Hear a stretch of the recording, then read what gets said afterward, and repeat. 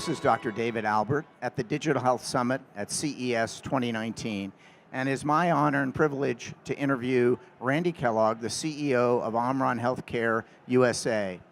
Ranndy, you at OMRON have a very exciting product introduction here at this show. Tell me a little bit about it. Happy to. In fact, you have one on your wrist too. I do. I do. It's our thank you.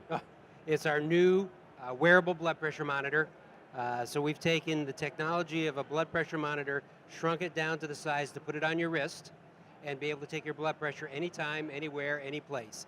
And we did this because we want to make the ability to take blood pressure much more easy. If you have to put on a big cuff, if you have to have a tabletop unit, you will tend to not do it. With this, if I feel like I need to take my blood pressure, I push a button, I hold it up to my chest, I get it at heart length or heart level, and in about a minute, I'll have a blood pressure. Now, I shouldn't talk while I'm taking my blood pressure. I should sit for 5 minutes. I shouldn't have just come from running from another stage, but I will get a blood pressure reading, and we think that's a very important thing to be able to bring to the market.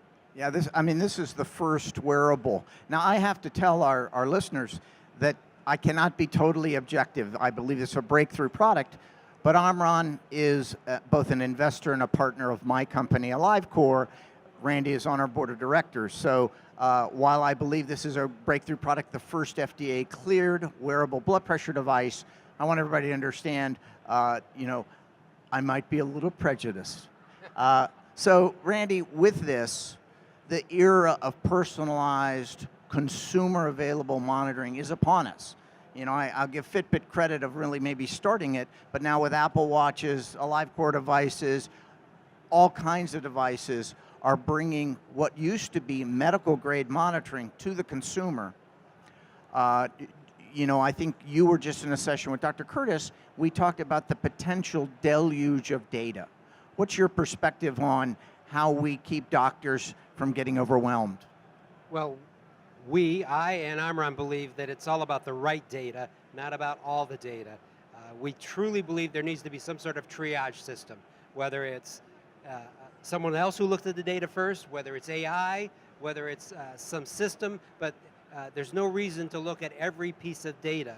There's abilities, whether it's through AI, to look at that data and say, okay, this is all good data, normal, whoop, there's something out of the norm. Now, a physician such as yourself can look at that and say, wow, I'm glad I saw that, and how much time did it save me, because I didn't have to look at every single other piece of information.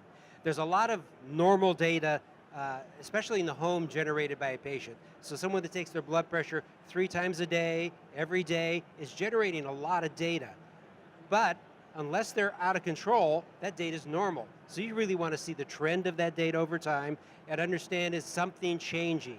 And then when something's changing, you can intercede and correct that and help that patient not have a heart attack. Well, certainly we hear a lot about AI and deep learning, and I think there'd be consensus that we're going to need, we call it augmented intelligence, and helping physicians, nurses, caregivers take better care of their patients, because literally we can't look at every Fitbit value, every step, every heart rate. So I'm excited about the opportunities for devices like the Heart Guide, and certainly, we've got some other devices coming out that are from our partnership, but I look forward to seeing where this goes, and I certainly believe it's going to improve patient care.